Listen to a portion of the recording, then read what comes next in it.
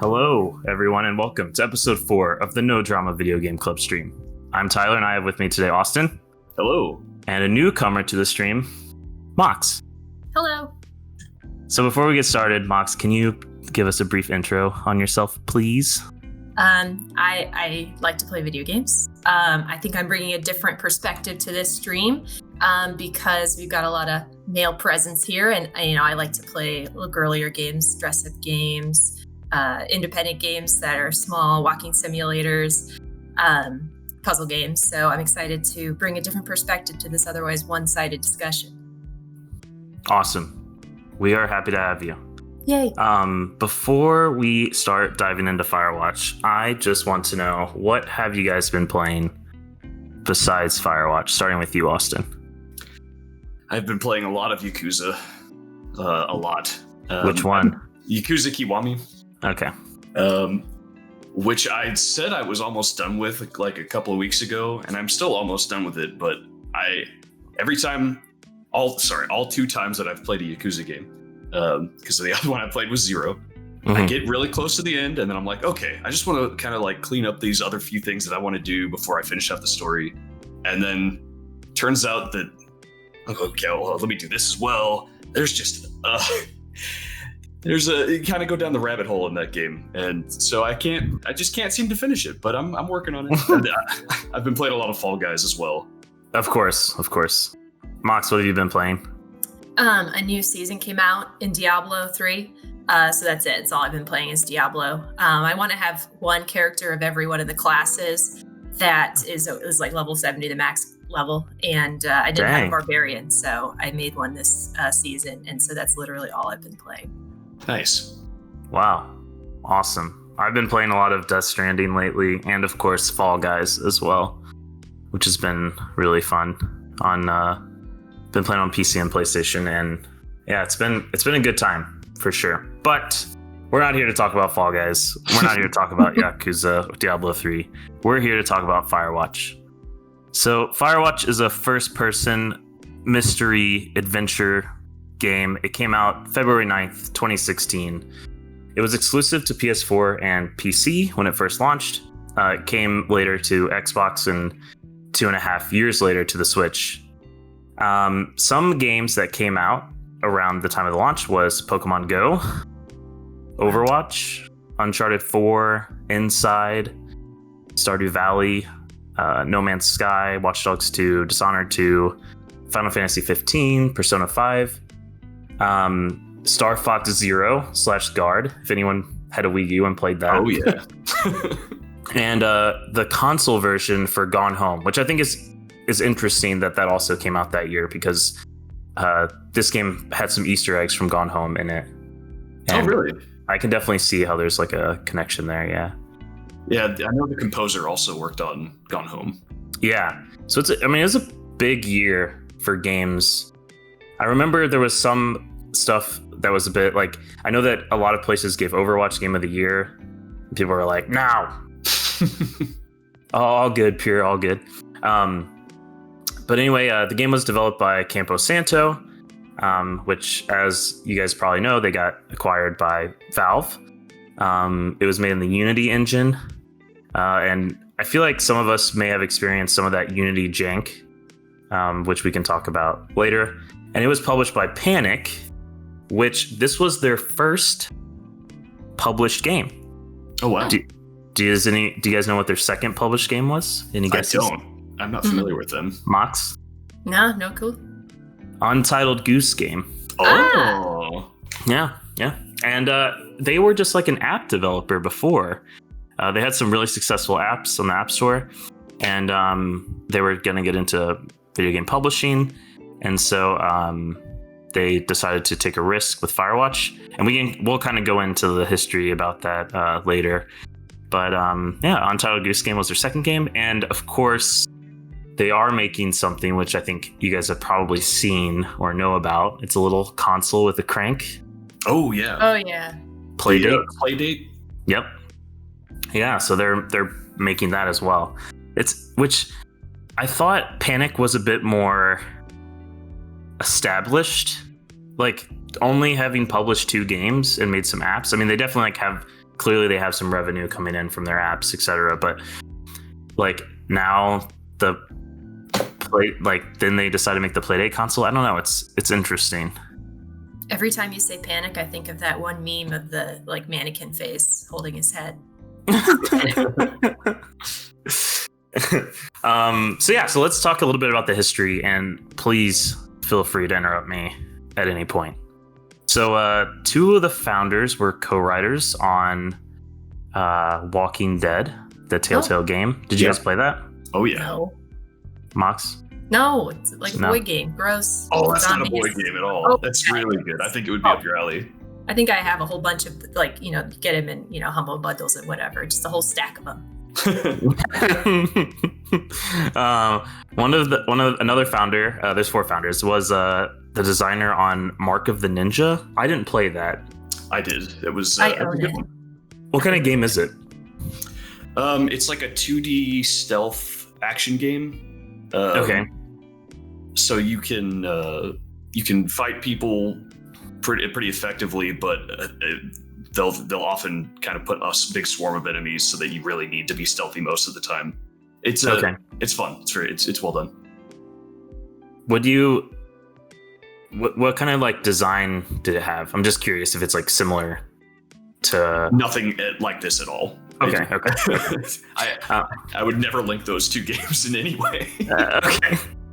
And then the other founder was a graphic designer, and he made covers for the digital versions of the Harry Potter books. Oh. And then he also made the Star Wars covers, which I know that you guys have seen them because they're all over the internet. They have this very, I would say, like Firewatchy like vibe to them as well with how they look. They're really pretty. You'll have to look them up after this. But I was actually looking him up earlier today, and I know what you're talking about. As soon as I saw those, I was like, oh, that guy did those. Okay, cool. Yeah, and they sold like on eBay. I saw for like $8,000. Wow. The set, which is, I mean, really nice for graphic design work. Anytime you can get anyone to pay anything for your art is amazing. Right. So that was good. They only had 12 employees, which I think is a great number to have for a small company. Mm-hmm. I feel like everyone at that point, like there's no fat right there. Like that's all people working hard to get this thing done. Yeah. So Panic actually backed it after seeing just a painting of what this game will be. Wow. A description and like just like some art. Typically, from my experience and what I know, like that doesn't happen. Typically, you have to have like some sort of POC when you pitch your game. Especially if there's like a mechanic that's like really unique. Obviously, the draw of this game, I think, is the art, but I just thought that was really bizarre. There was a demo at PAX West. Was the first time they showed it off, which was received really well. And yeah, the reception for the game when it was released was relatively good, between 7 and 8 range. I feel like the way that it was talked about, though, from the news outlets, and it's talked about like still today when people bring it up, is like it's like a 9 or 10 type of game. At least in my experience, like everyone is always like, "Oh, Firewatch, like you need to play it. It's so good. Oh, such a great story, etc." Which we can kind of go into our own reviews of that later, but I just thought that was interesting.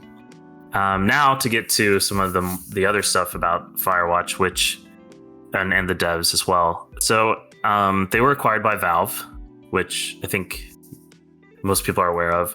They did show off a game called Valley of Gods at Game Awards. Do you guys remember this trailer at all? No. I don't, but I know when they got acquired by Valve, it sounded like that was basically on hold forever, and a lot of people were pretty pissed off about it. Yeah, so Valley of Gods is like a adventure mystery game similar to Firewatch, except it takes place in Egypt. Or it looks like Egypt, and you would be like investigating like tombs and like hunting treasure. But it was still very much like first person and very much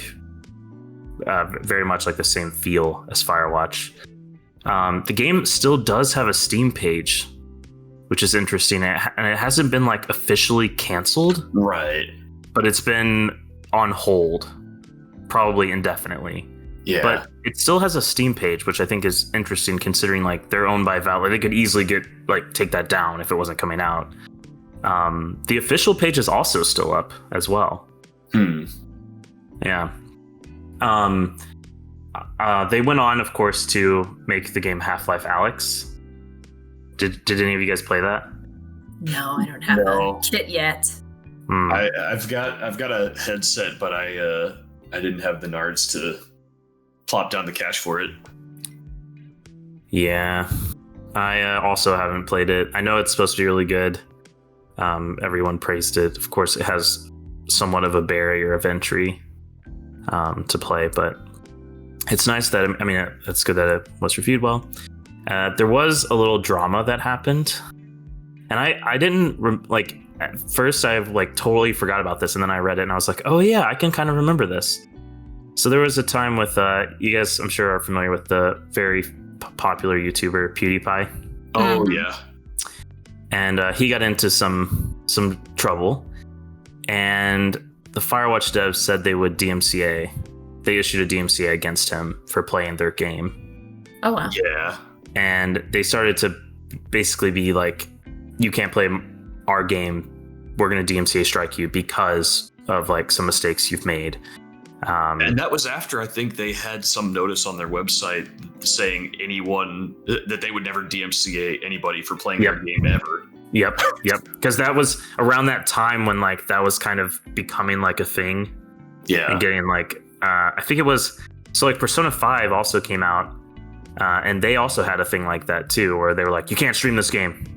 Or if you weren't allowed to play past a certain point, until a certain date or something like that, so people wouldn't get spoiled on the story. Yeah, and so I really think people were starting to see oh, streaming's getting really big. Okay, now it's time to get our cut of it, or put some rules in place. But because of this action by the devs, they ended up getting review bombed on Steam, which I think if you look at the reviews now, they're pretty decent, but. So clearly it didn't matter, but at that time, I'm sure it was quite a big deal.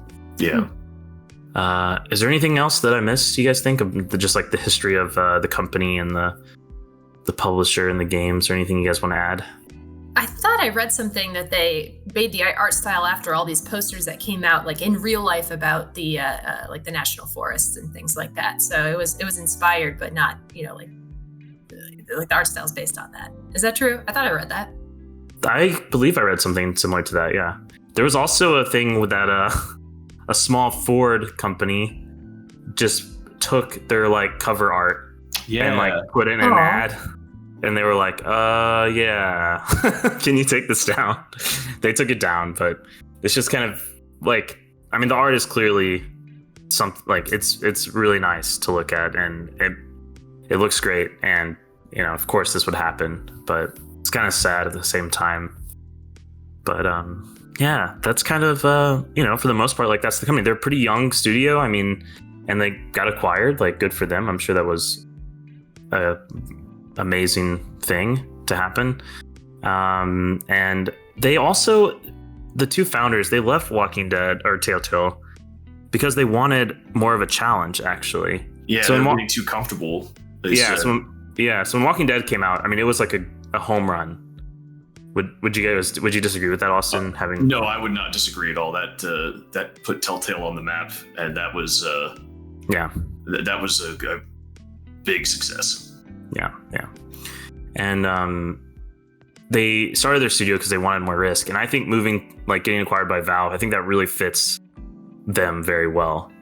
Of hey, I want to take some risk. I feel at Valve, there's room for that, to take that risk and to have those new challenges, especially with Half-Life Alyx when they started working on that.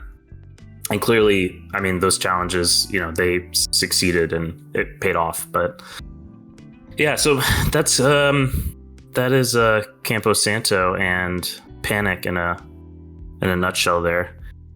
So let's go on and talk about the story of the game. So I will need your guys' help on this part.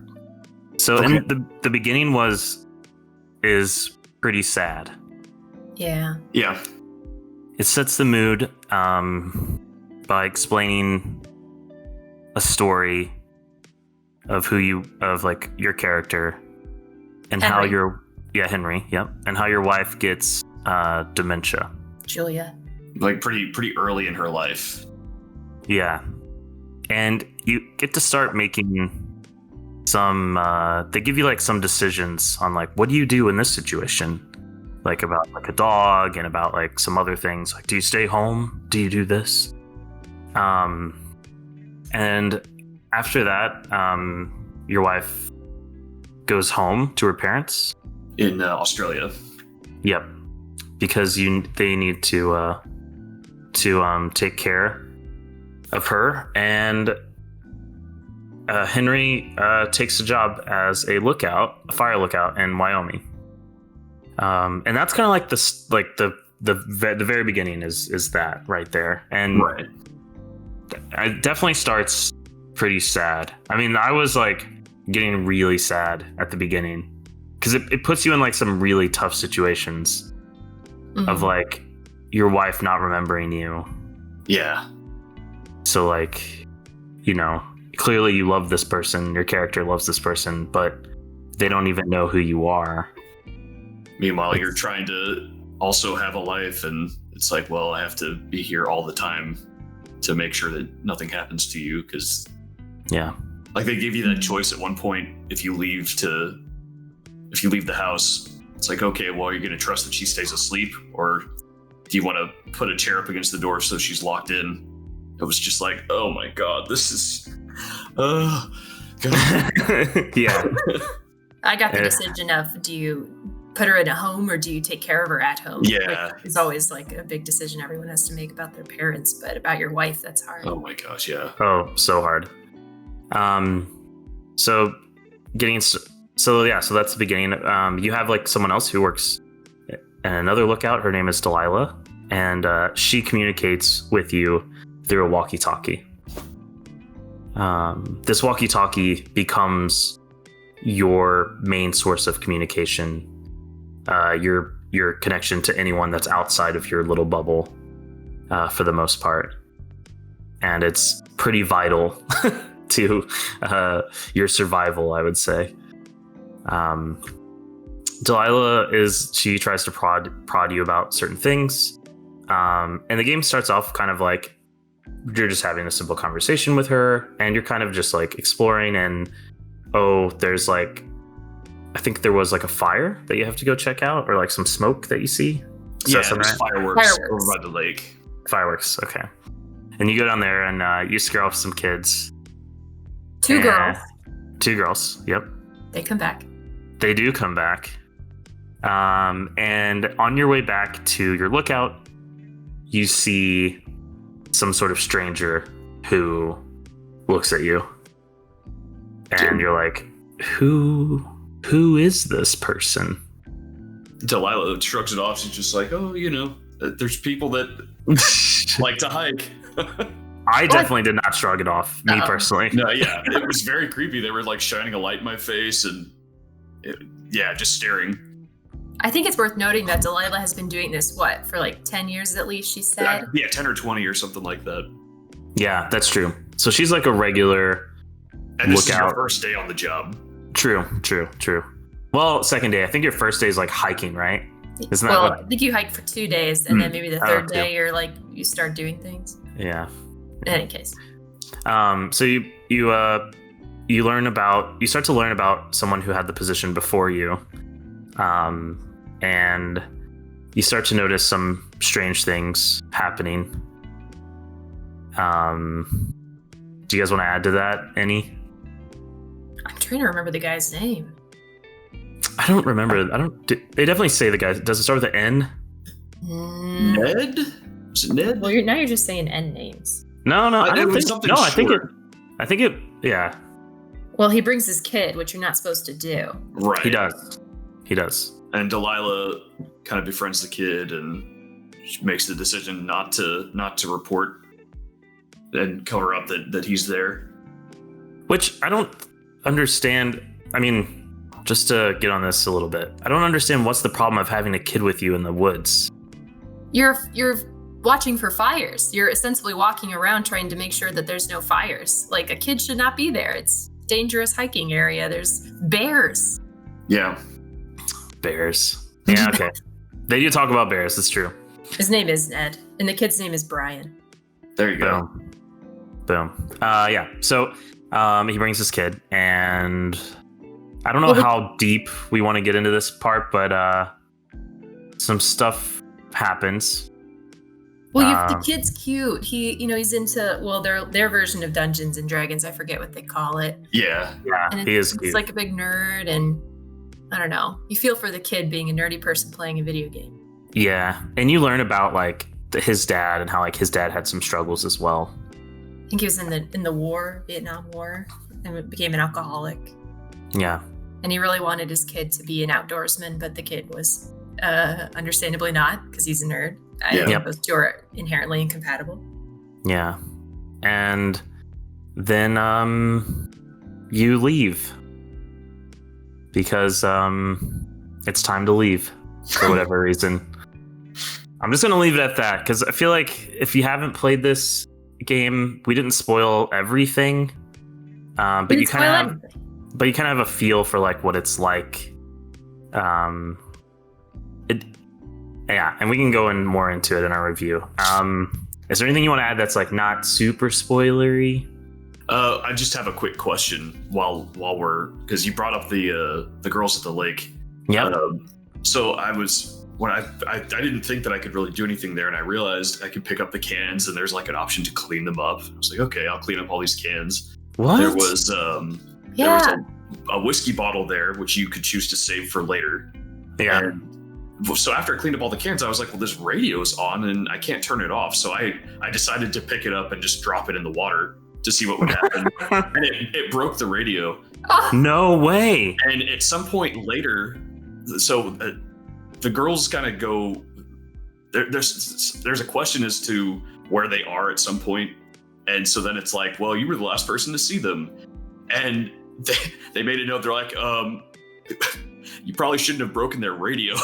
I was like, oh my gosh, why did I do that? Yeah, that's interesting, because I took their radio because I was like, oh, I want to listen to these jams while I like continue hiking in the woods. Nice. And they were like, you shouldn't have stole their boombox. Oh, okay. I left it, so they didn't mention that. That's really cool. I'm glad all three of us did something different. So there are some branching paths. That's good to know. I took the whiskey for later. I wasn't going to, and then I was like, it feels weird that this is the only thing out here. So I took it for later, and it sat on my desk. And anytime that I would pick it up there, it was like, save for later. I was like, okay.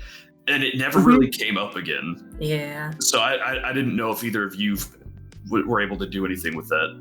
No. Okay. No. I was not. I took it, but nothing happened with it. Disappointing. Yeah. And that's kind of the game in a nutshell. There are like some little interesting Easter eggs. There's some like to Gone Home. There's some to like Metal Gear. Oh, really? Yeah, there's some stuff that like you may not even encounter that exists. Like there's like a turtle that you can have as a pet. I did not find the turtle. Oh, same. I found the bee and the raccoon, but not. There's a raccoon as well. Yeah, bee. Like a cassette tape that you can listen to. Mm-hmm. And in the Switch version, there's a 64 game cartridge that you find, and you can play it.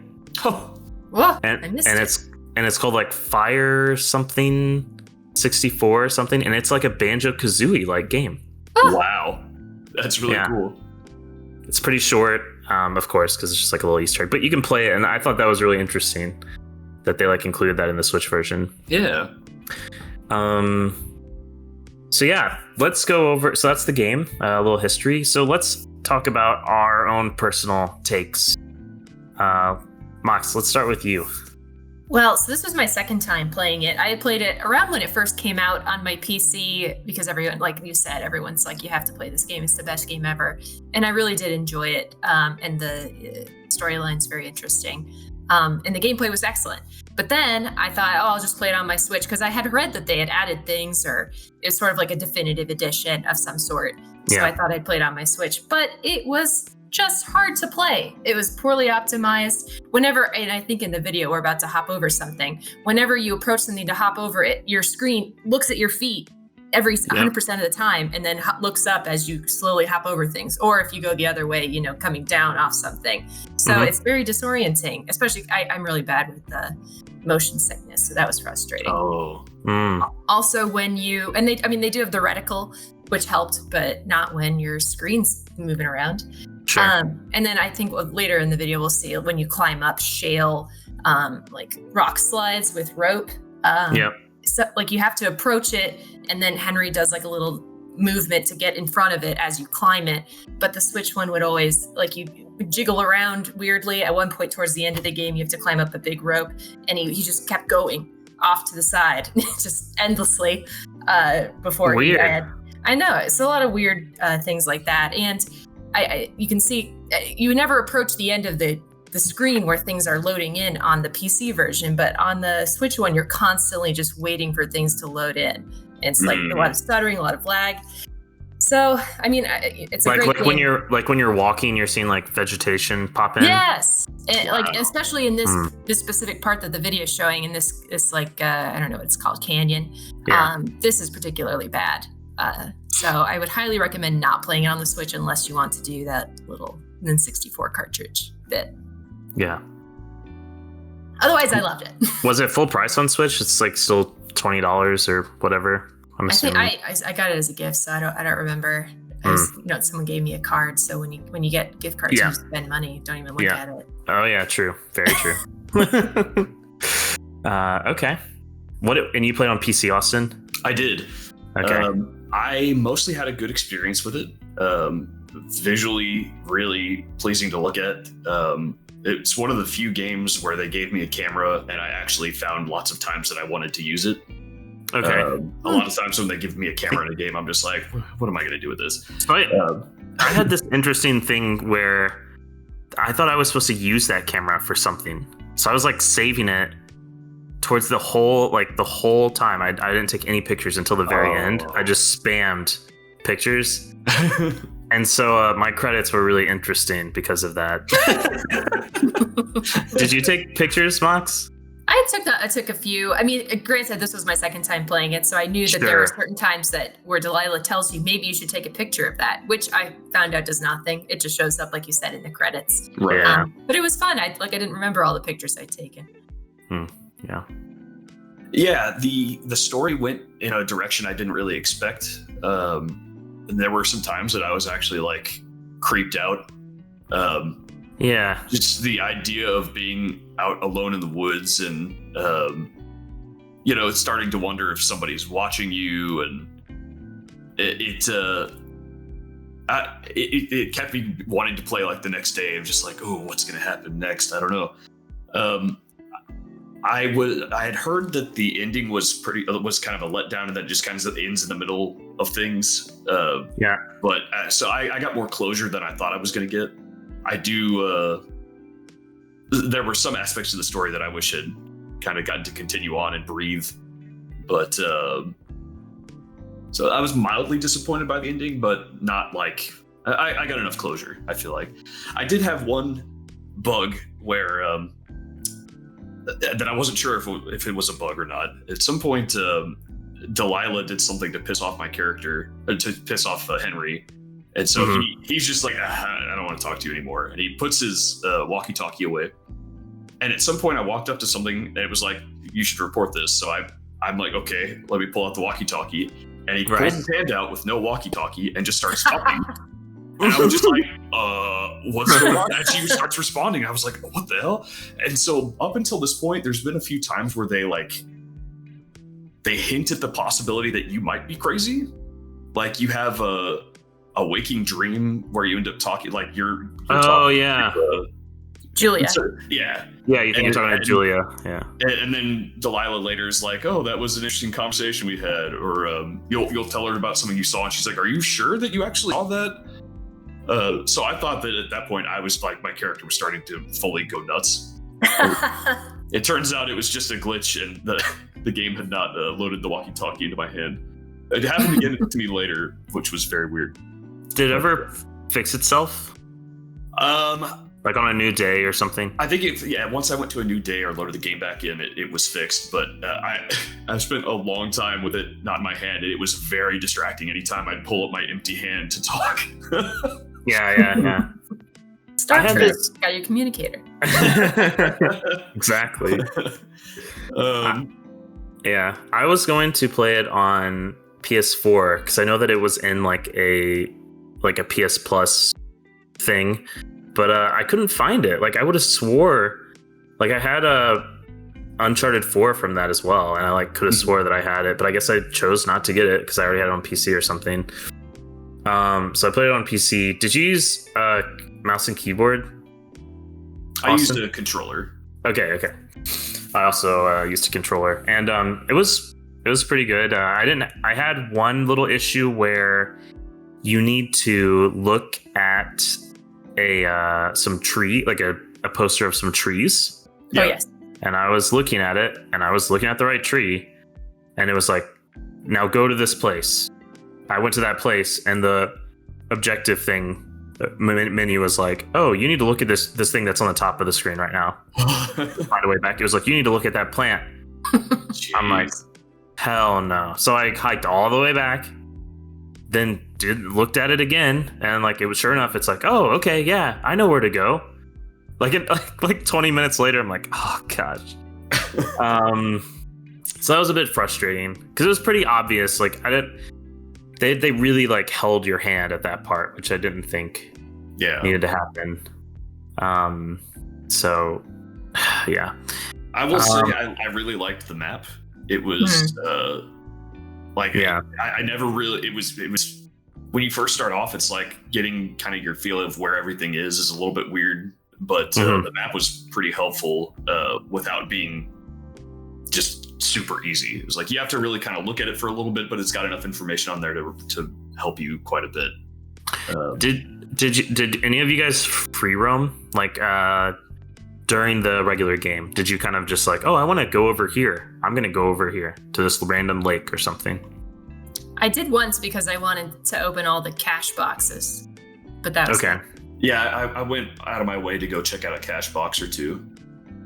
Okay. I wanted to do that, and I did like a couple, but I felt like I always needed to do something. Like it wasn't just like, hey, go have a nice hike in the woods. Yeah, there's like one point where they kind of told you to do that, and then immediately there's like, oh, wait, this is happening. And there was always kind of a sense of urgency of what you needed to do. Yeah. There's a mode on the Switch where you can just do that. I didn't do it because you walk through the whole map when you play the game. Yeah. Well, do you have to go to that lake that's in the top left, or is that even accessible? It may not be accessible. I need to look at the map again when the video opens it. Come on, pull up the map, guy. Jerome is saying that, also, hi Jerome. He's saying that he did that a lot, actually. He did free roam quite a bit, and he enjoyed it. Okay. I mean, the map makes free roaming look really daunting because things seem so far away, but they're actually not that far away once you walk them. That's true. That is true. Okay, what did you guys think of the music to the game? Oh, it was good music. I liked it. Yeah. Do you feel like it was good at setting the tone of what was going on? It's kind of ambient. I don't know. Yeah. There were sometimes it's not. Now that you bring up that question of if it's at the right tone, there were a lot of times it didn't really match up with what was going on, but it didn't feel out of place. Yeah. That's also how I feel. Sometimes I was like, oh, it's playing like some happier music, but this is not a happy moment. Yeah. Or sometimes it's playing really creepy music. I'm like, this isn't that creepy. I found in my playthrough the game was mostly silent. Maybe I just took too long to get everywhere because it was hard to open the map on the Switch version and like also move. Oh. Yeah, there are a lot of stretches without music. Yeah, there are.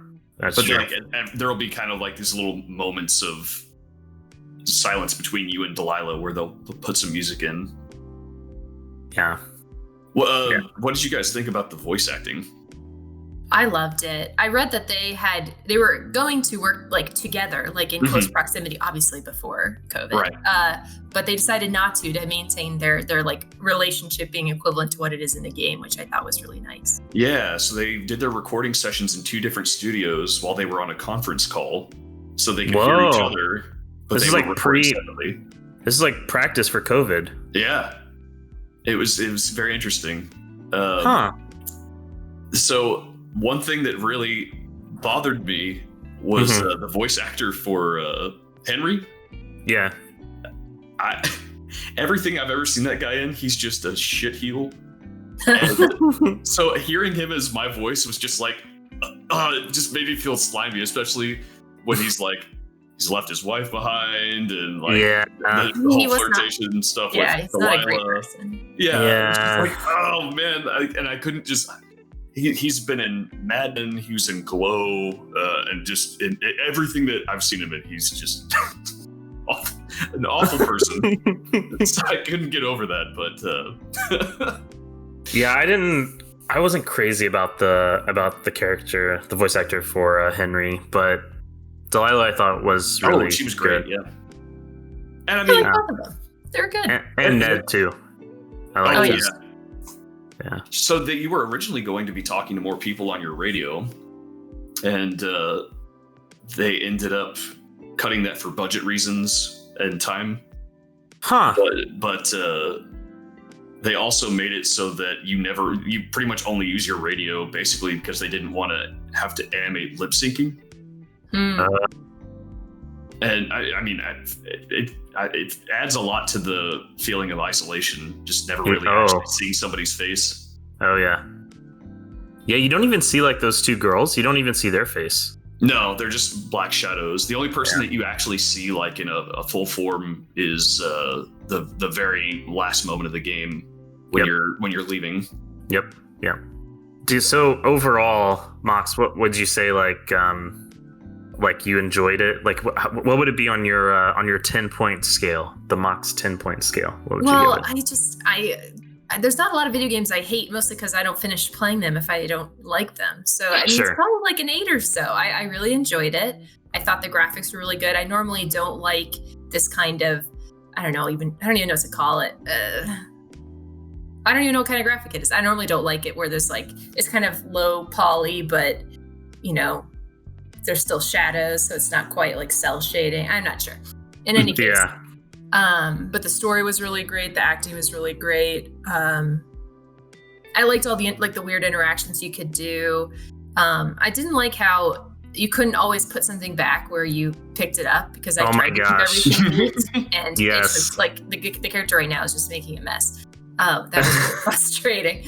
But otherwise, I really enjoyed it. I forgot about that.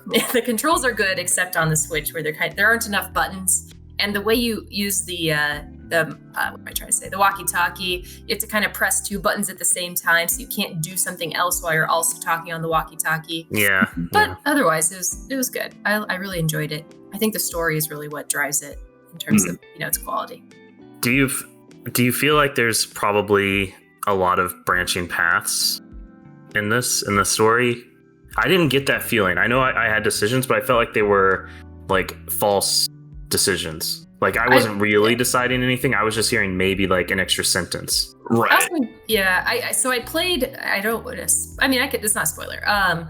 So Delilah and Henry kind of have a flirtatious relationship, but you can set boundaries. The first time I played it, I just let them be totally flirty, and that was like they're going to end up together. Everything's going to be great.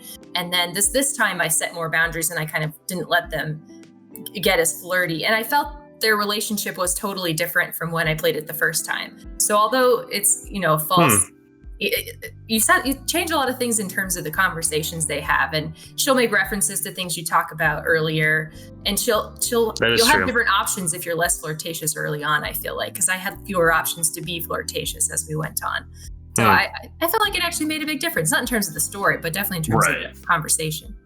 Yeah, they do enough callbacks to make it known that, like, we are paying attention to the choices that you're making. That's interesting. I was kind of curious how setting boundaries would affect it. So I'm glad that you have done both. It just made it feel like a more genuine friendship where they each acknowledged like their past relationships but weren't afraid to talk about them. I liked it. I thought their relationship was a lot better than when you're being super flirtatious. Okay. What about like, do you think that there wasn't like enough to like activity in the game? Like, for example, like maybe you could go fishing. Maybe you get an axe at some point. You don't use it that much. Maybe like being able to use that axe more, or do you think it's fine kind of how it is? I know the axe it can be, if you wanted to start free roaming, the axe is useful for clearing brush. Yeah, which you're locked out of some areas until you get that. Fishing might have been cool, but I think it would have. I feel like it's a story that's kind of intended to be told in the time window that's there.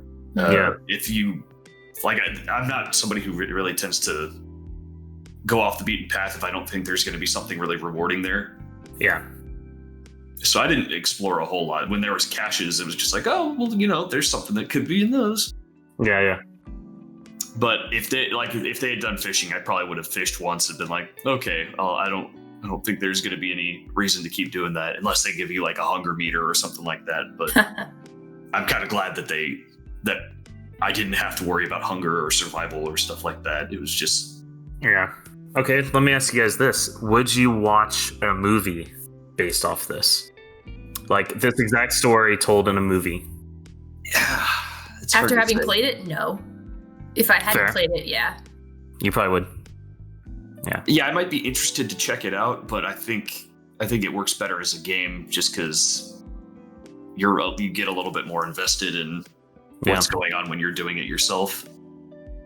Yeah, I feel like the first person part of it is like also important. Not that you can't film a movie in first person, you definitely can, but right.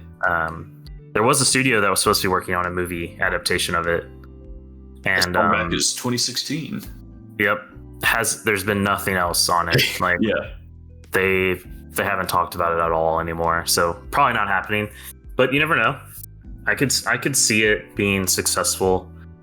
Like being just really beautiful, and you could do like some really cool nature shots that would look really nice. But I didn't personally enjoy the story too much, so I would not watch a movie about it.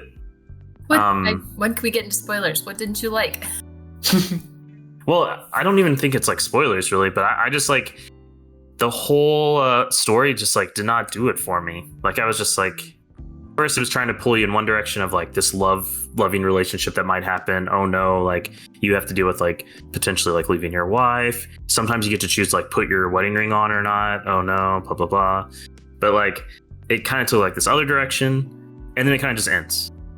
It wasn't like I don't know. I feel like they could have done more, and it would have been a lot like more enjoyable for me. But instead, it was just kind of like over. I feel like I wanted it to be longer and to give me more story. Instead, they kind of like let you be like kind of put the pieces together in your head a bit. Having played it twice, I mean, I can see the storyline. Like, I can see the things that are spoilers coming before you realize what they are. So I appreciated that. But I liked the ending, having done it with the setting boundaries more than just the openly flirtatious, because it does. When I first played it, I was angry. I was like, this is a stupid ending. I don't like it. Yeah. But having set the boundaries early, and then, having like the final, not confrontation, but the final conversation with Delilah, it was a lot more fulfilling, saying like, I don't know, like Henry told her, oh, you go ahead. Right. I don't know. I liked that. It felt better doing that way. Okay. Yeah. Austin, what would you give it on your 10-point scale? Oh, man, that's really difficult. I would probably put it like somewhere between a 7 or an 8. Okay. Visually very, very lovely to look at. Yeah. And it mostly ran pretty smooth. I liked there were little bits of interaction that surprised me.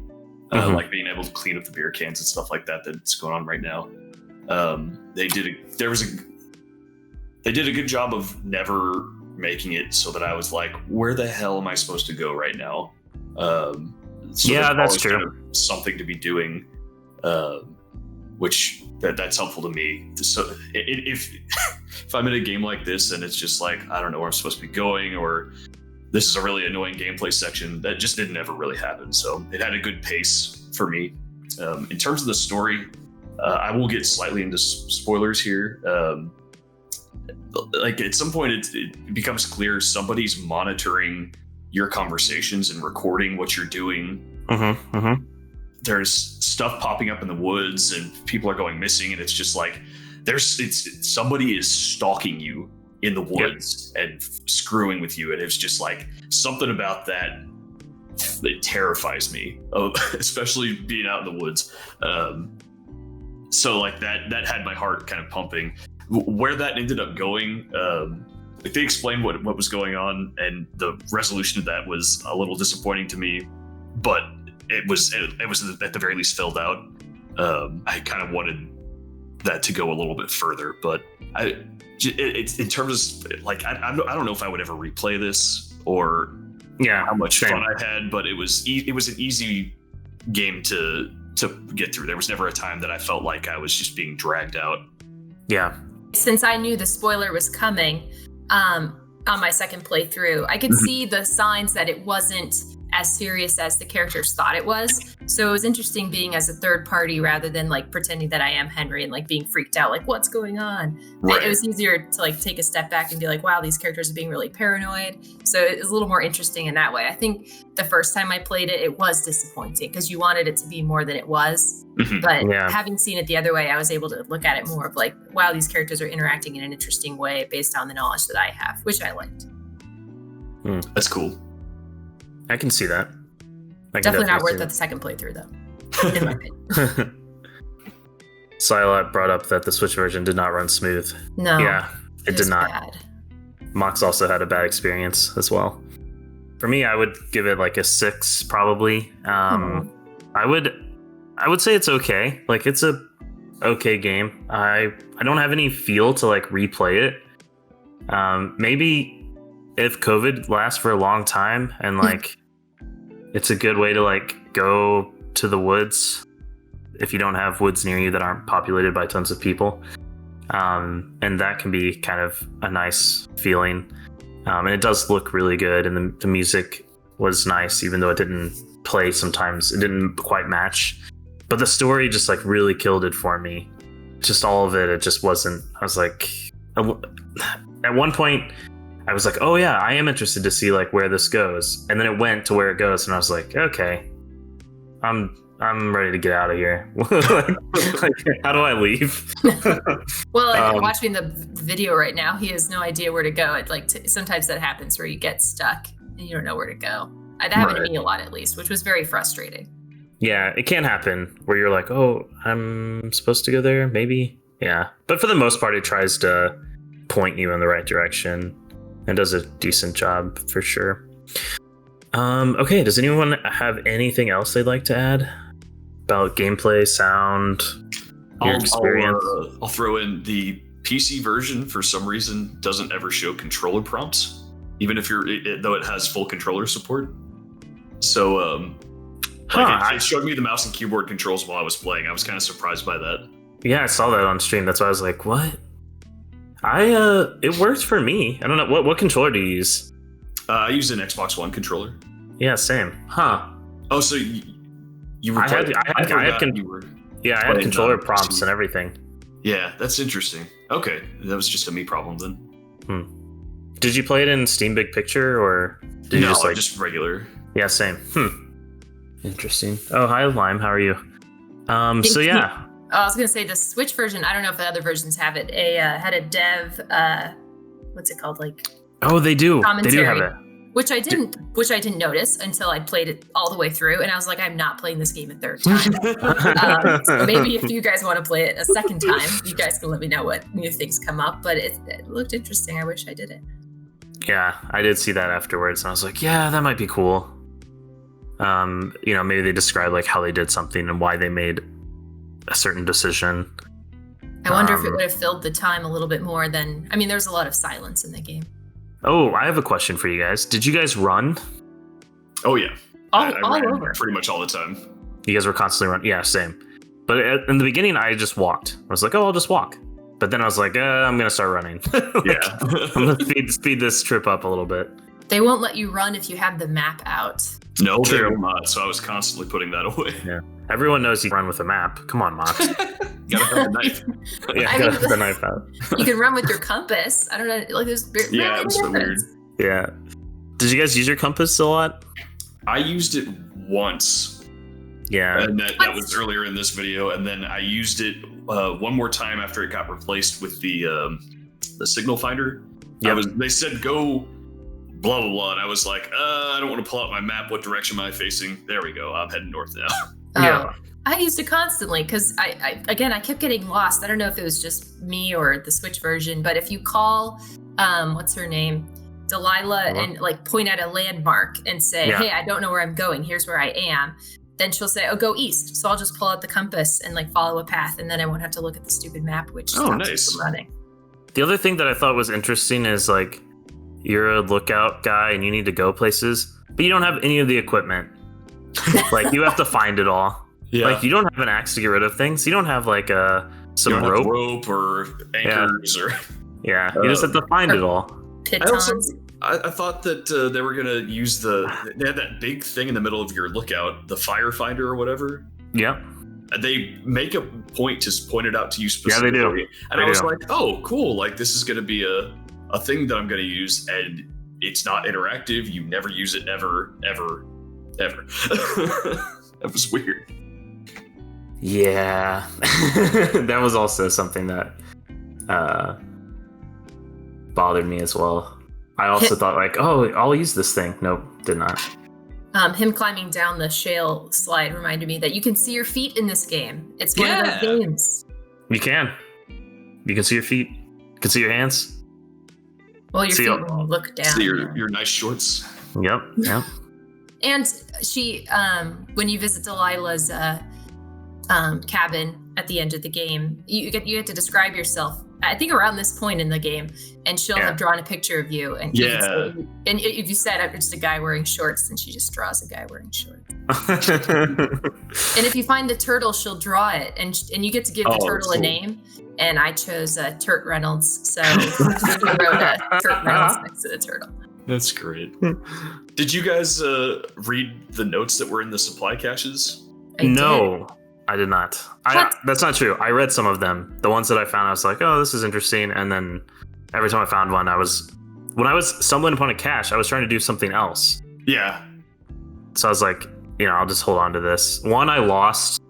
I like threw it out because I didn't like read. I didn't see that you could keep it. I was like, maybe this is personal. I don't want to keep this if it's like, it's in here for a reason.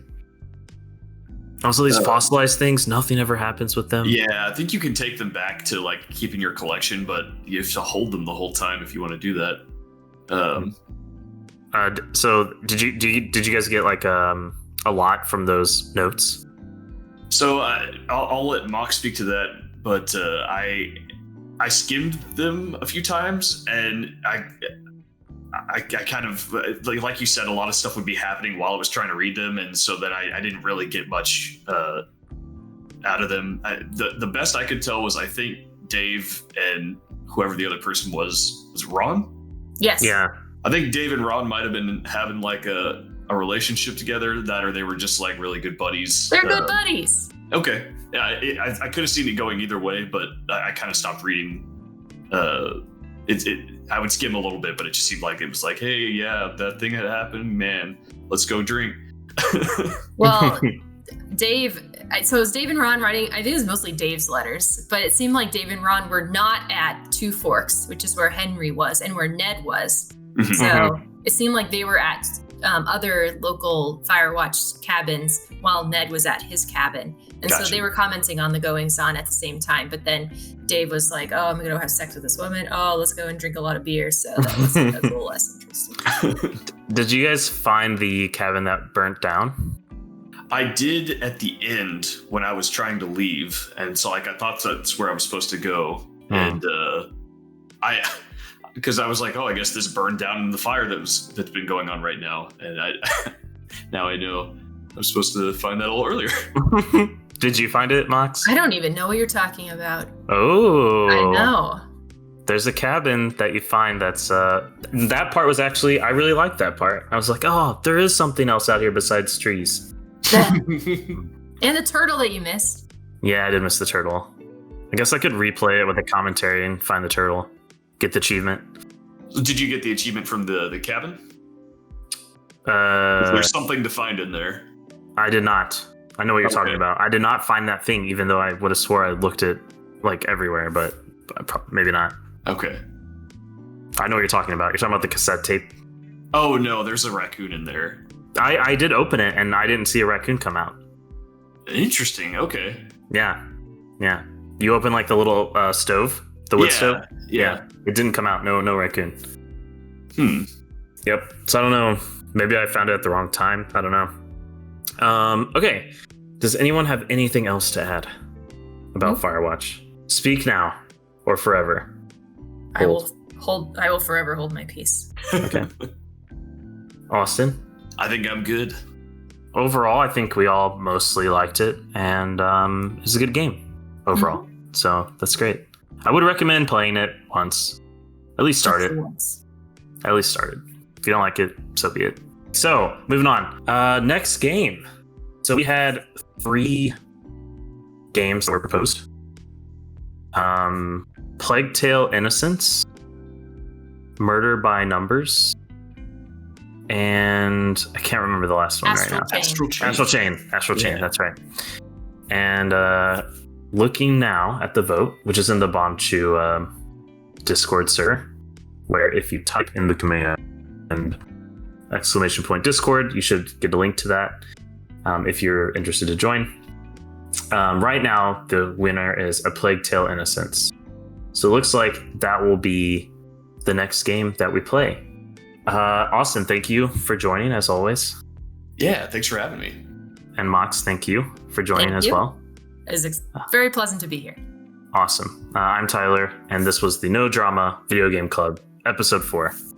And we're out. See you next time.